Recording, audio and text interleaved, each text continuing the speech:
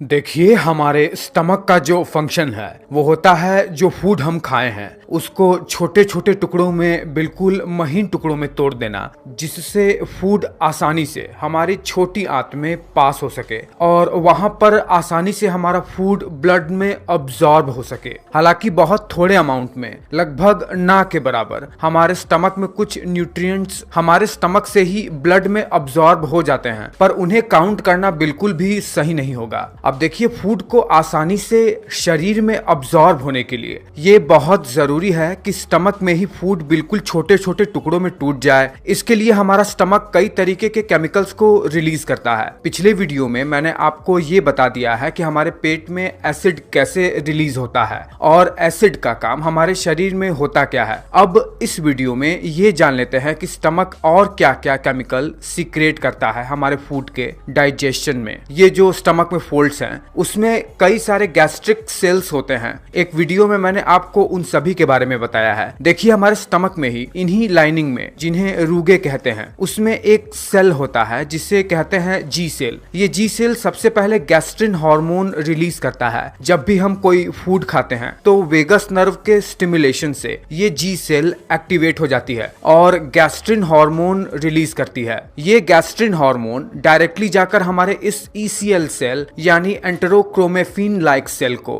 Stimulate कर देता है हिस्टामाइन बनाने को। हिस्टामाइन जाकर बाइंड हो जाता है हमारे पैराइटल सेल से और ये पैराइटल सेल को एक्टिवेट कर देता है HCl बनाने के लिए। गैस्ट्रिन हार्मोन डायरेक्टली भी हमारे इस पैराइटल सेल को स्टिमुलेट कर देती है एसिड बनाने के लिए। साथ ही साथ एसिड बनाने के साथ यही पैराइटल सेल इंट्रिंसिक फैक्टर नाम के एक केमिकल को भी रिलीज करता है जो हमारे शरीर में विटामिन B12 के अब्जॉर्प्शन के लिए बहुत ही ज्यादा जरूरी होता है। ये ना हो तो विटामिन B12 कभी भी अब्जॉर्ब ही नहीं होगा हमारे शरीर में। और यही गैस्ट्रिन हमारे चीफ सेल को भी स्टिमुलेट कर देता है पेप्सिनोजेन रिलीज करने के लिए। ये जो पेप्सिनोजेन रिलीज होता है वो एक डीएक्टिवेट फॉर्म में रहता है तब तक जब तक कि वो पेट के एसिड के संपर्क में न आ जाए। एसिड के संपर्क में आने से ये एक्टिवेट होकर पेप्सिन में बदल जाता है और क्या करता है, जो फूड हम खाते हैं जिसमें प्रोटीन होता है उसे छोटे छोटे टुकड़ों में तोड़कर स्मॉलर पेप्टाइड्स में तोड़ देता है। इतना ही नहीं, यही चीफ सेल एक